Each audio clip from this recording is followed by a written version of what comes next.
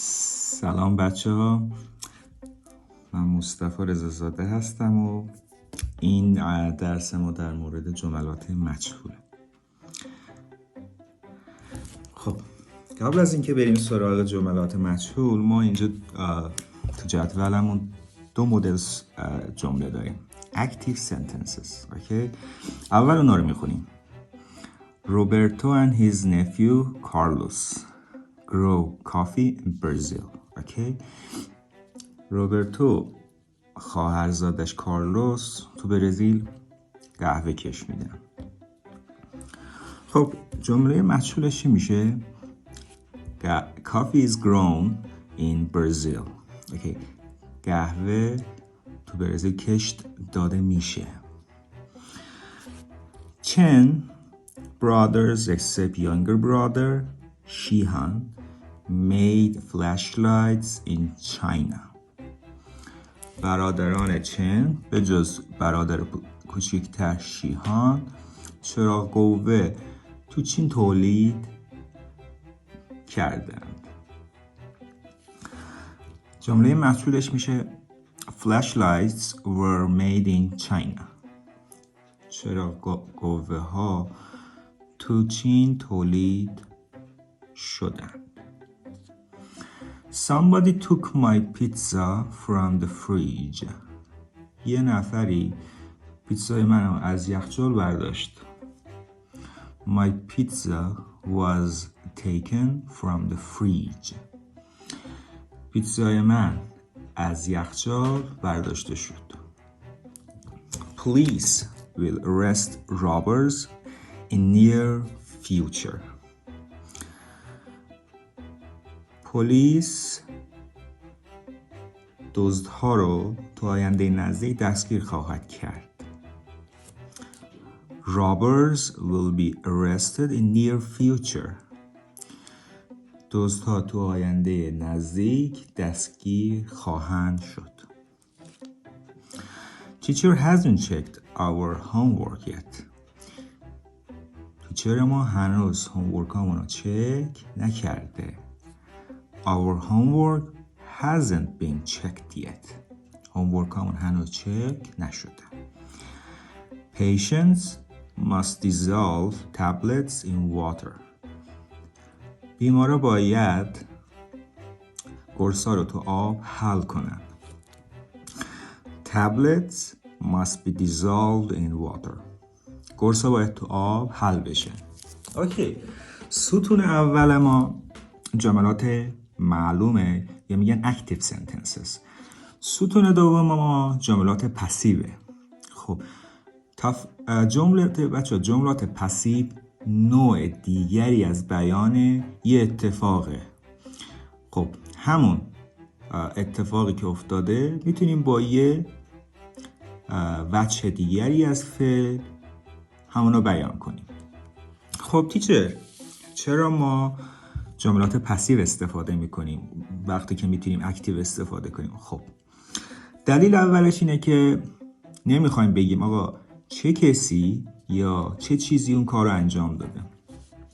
تو مثال اول ما آیا ضرورت داره بدونیم روبرتو پسر خواهرزادش کارلوس قهوه تولید میکردن؟ آیا برای ما واقعا ضروریه دونستنش؟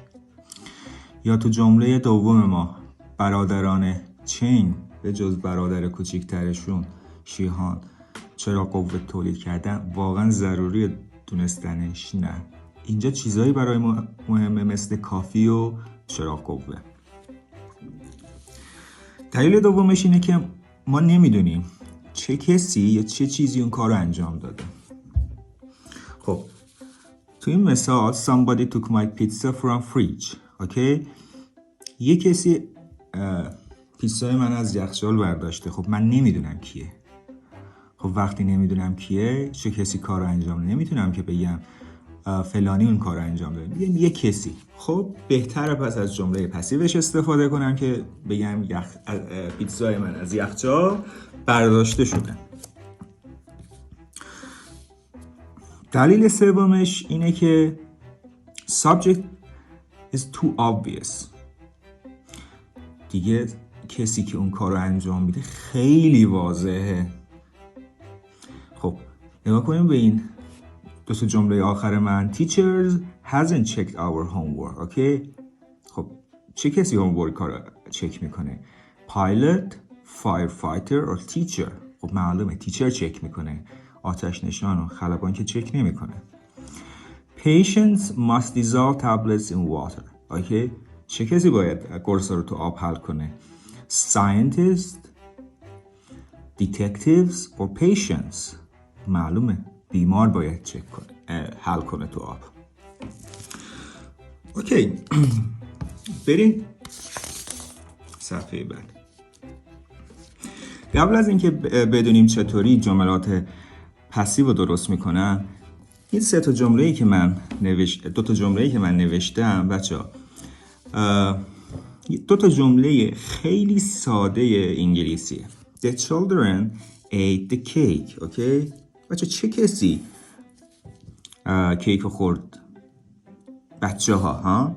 پس این میشه سابجکت ما یا کسی که کار رو انجام داده، یا تو فارسی بهش میگیم فاعل.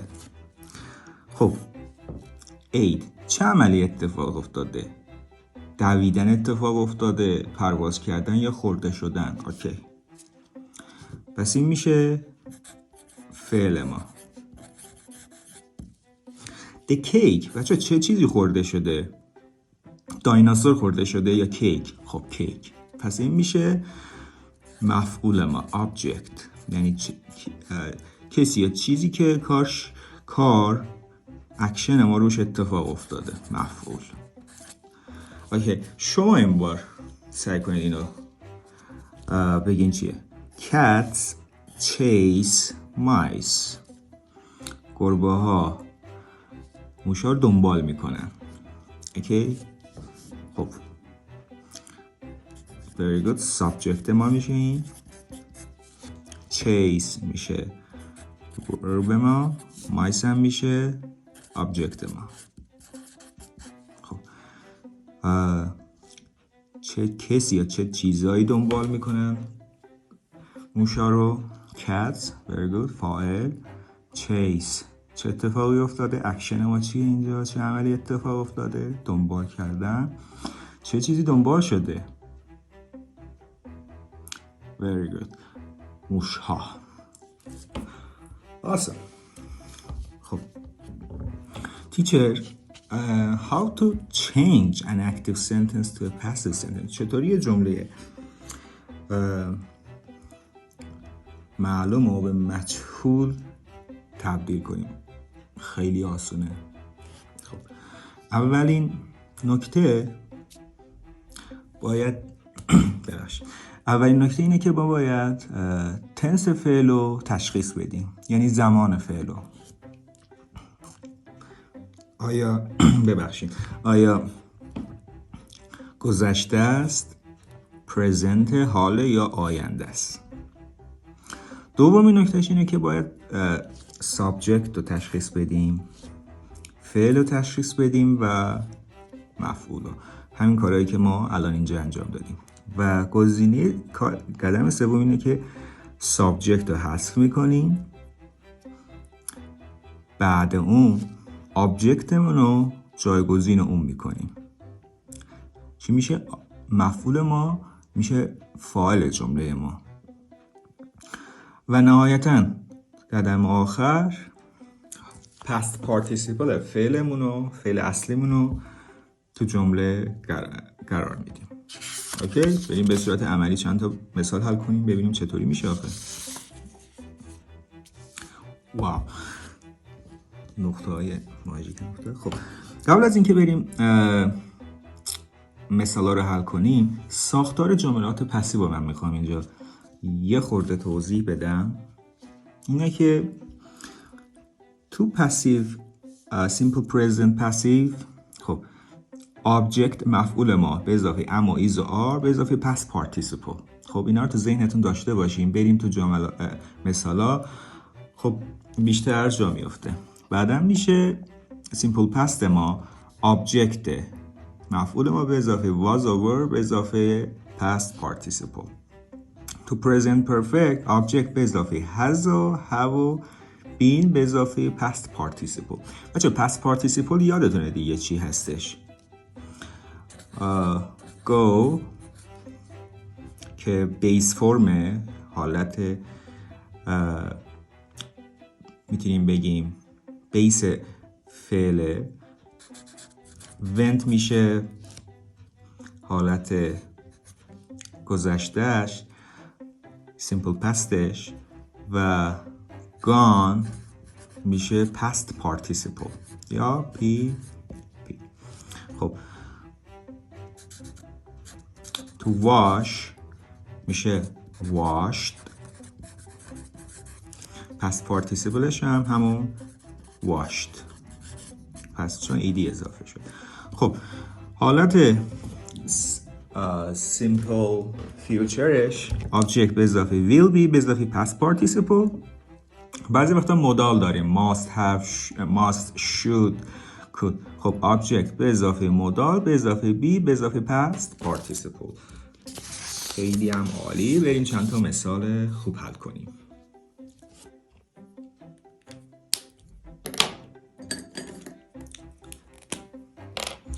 خب قدم‌های اول رو اینجا با هم برمی‌داریم. چطوری می‌خوایم پسیو و اکتیو رو به تبدیل کنیم به پسیو؟ خب چیه؟ simple present. خب قدم اول تعیین تنسشه. The girl next door waters my flowers every day. خب every day very good. every day هم هست، waters هم هست. پس آیا future will اومده؟ خب نه، پس simple future نیست. آیا past watered هستش؟ نه اونم نیست. پس چی میمونه؟ simple present. very good. قدم اول خیلی راحت برداشتیم. بریم بر قدم دوم. فاعل، فعل و مفعول جمله رو باید تعیین کنیم. خب the girl next door. the girl next door. اوکی، این فاعل جمله‌مونه. دختر همسایه. اوکی، فاعل جمله‌مونه، سابجکتمونه. waters آب میده، فعلمونه. my flowers مفعول جمله‌مونه. خب من با اختصار می نویسم subject verb object. خب قدم دوم هم که برداشتیم، خیلی آسون. خب قدم سوم چی بود؟ subject رو remove میکنیم، حذفش کردیم. خیلی هم عالی، تموم شد. object رو میاریم به جای اون my flowers. اوکی، اینه که گذاشتیم. کلمه نهایی رو باید برداریم. بچه یادتونه هست تو simple present ما اینو گفتیم. ببینیم گفتم تو simple present اما is و are به اضافه past participle. awesome. خب داشته باشی. خب am is are water فعل ها watered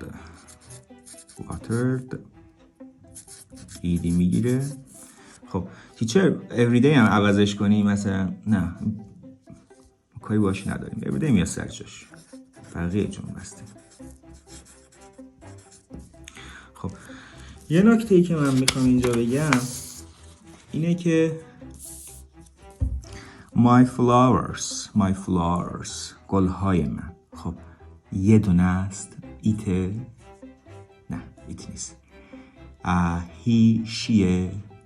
نه. پس ایز نمیتونه باشه. ام برای چی میاد؟ ام برای آی میاد. آی هست اینجا. گفت من آب میده؟ نه. my flowers یعنی they. اوکی، any day. خب تموم شد. My flowers are watered every day. گلهای من هر روز آب داده میشن. به همین سادگی، به همین خوشمزگی. گزینه سوال بعد، جمله بعد. خب ویلی وونکا makes the best chocolate in Switzerland. اوکی، ویلی وونکا رو از فیلم ویلی وونکا و کارخونه شکلات سازی فکر کنم یادتون باشه، جانی دپ بازی کرد. ویلی وونکا سابجکت ما میشه. چه کسی تولید میکنه شکلات ها رو؟ خب ویلی وونکا. سابجکت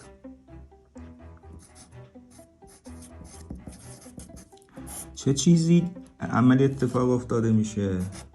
تولید کردن. خب چه چیزی ساخته میشه؟ بهترین شکلات ها میشه آبجکت. خب سوئیسرلند رو تیچر باید تغییر بدیم؟ نه، بقیه جمله باید سرزش بشه. خب گفتم دیگه اینجا سیمپل پرزنت. خیلی عالی. آدم بعدی چی بود؟ تشخیص اینا بود. تشخیص دادیم، درسته؟ خب تموم شد دیگه. سابجکت هست، آبجکت میاد اول جمله. The best chocolate.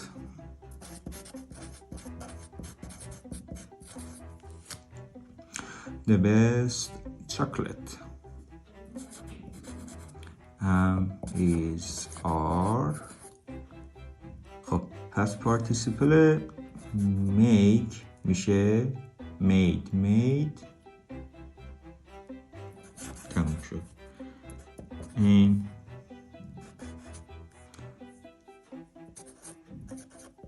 سوئیسرلند.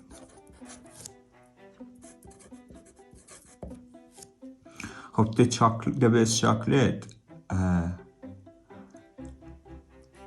چاکلت که میدونین دیگه بچه، اسم غیر قابل شمارشه. اسم غیر قابل شمارش همیشه فعل مفرد باید بگیره.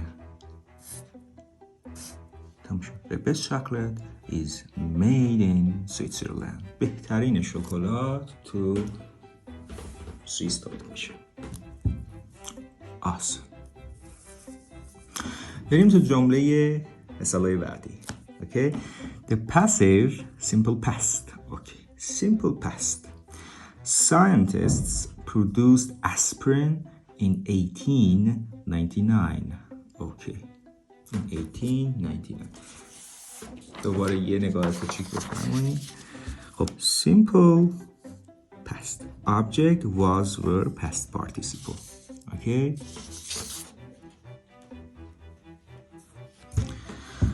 اوکی پس شد تنس ما simple past. اینجا هستیم. خب فایل جمله ما scientists subject verb object. معنی جمله چیه؟ دانشمندا آسپرین رو تو 1899 تولید کردن. خب subject verb object. خب اسپرین فاعل جمله، مفعول جمله است، ببخشید میاد اول جمله.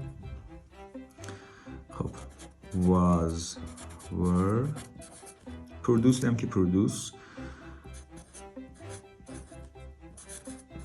پس participleش هم produced.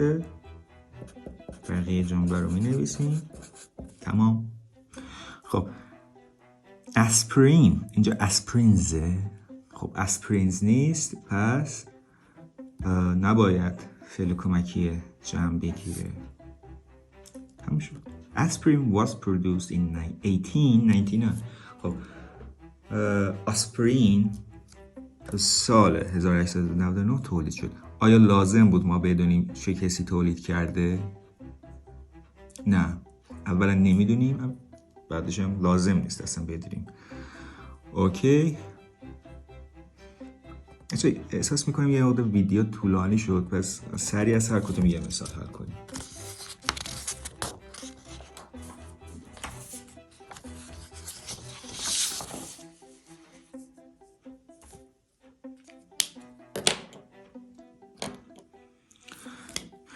اوکی present perfect چه ساختار present perfect رو یه بار دیگه ببینیم چطوری میشه. خب object has have been past participle. Okay, very good. I have cleaned the car twice since last month. Okay, tenseش چی شد؟ تشخیص دادیم present perfect. Okay, very good. من ماشین رو 2 بار از ماه گذشته تمیز کردم. very good. فاعل جمله cleaned، فعل جمله the car. خب چه کسی تمیزش کرده؟ من. subject. چه عملی اتفاق افتاده؟ cleaned، تمیز شدن. کار، چه چیزی تمیز شده؟ داروخونه تمیز شده یا ماشین؟ very good. ماشین the car میشه مفعول جمله. خب تموم شد دیگه. خب قدمی که برمیداریم چی بود؟ تنسش رو مشخص کردیم، فعل و فاعل و مفعول تموم شد. خب فاعل هست، کار میاد سر جاش، میشه فاعل جمله جدید ما the car. اوکی، بعدم باید فعل و پس پارتیسیپل رو اینا رو قرار بدیم. has و have been cleaned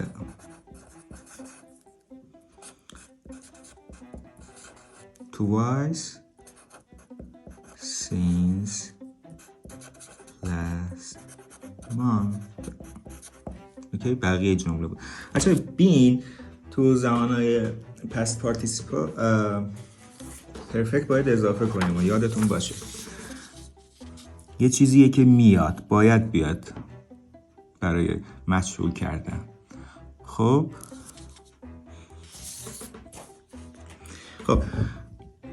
باید اینجا ببینیم have باید بذاریم باشه یا has. the car یه دونه است یا 10 تا؟ یه دونه است ها. the car not the cars. خب تمام شد دیگه. the car یعنی eat، یعنی eat finish. پس have نمیتونه باشه. خب the car has been cleaned twice since last month. ماشینه 2 بار از ماه پیش تمیز شده. very good. بریم تو جمله بعد که میشه simple future. یه بار دیگه هم ببینیم simple future داستانش چطوری. simple future object میاد will be. اوکی، past participle. اوکی، be باید بیاد ها، حاضر باشیم. خب tense ما simple future. بریم سراغ subject ما چه کسی کار انجام داده؟ he. subject. اوکی، fill پر کردن.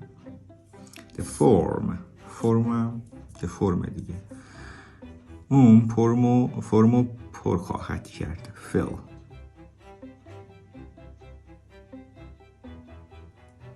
fill چی میشه؟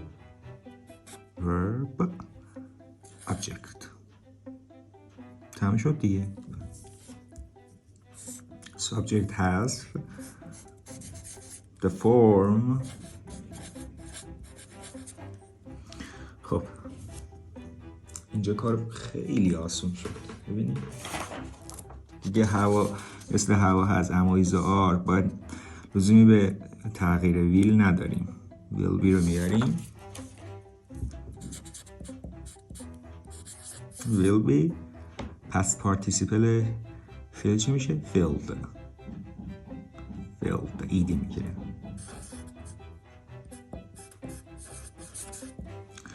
فرم پر خواهد شد. تمام شد. آخرین جمله و آخرین مثال در مورد modals.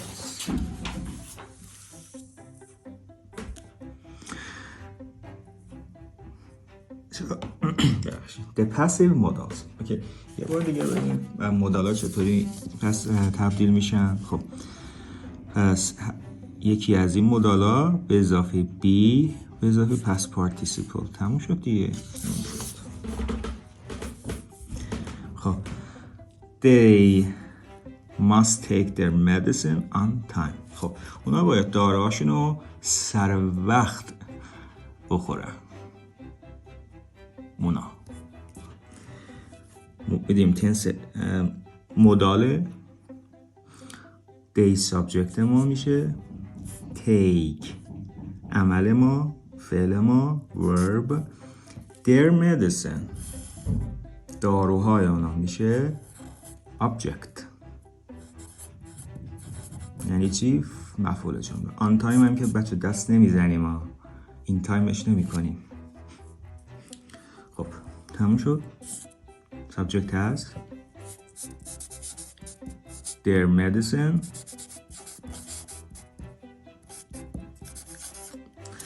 must. یه بار دیگه این رو کنیم ببینیم چطور میشه. their medicine must. بس must ما اینجاست بچه، اینا سایر مدالا هستن ها. must be past participle. پس be هم باید اضافه کنیم. فعل ما take. خب take base فرمشه، حالت ساده فعل. took پستشه. taken past participleش میشه taken. their medicine must be taken on time. تموم شد. داروهای اونا باید سر وقت خورده بشه. تموم شد. دست شما درد نکنه که توجه کردیم به این ویدیو. اگه سوالی چیزی داشتین حتما کامنت بذارین.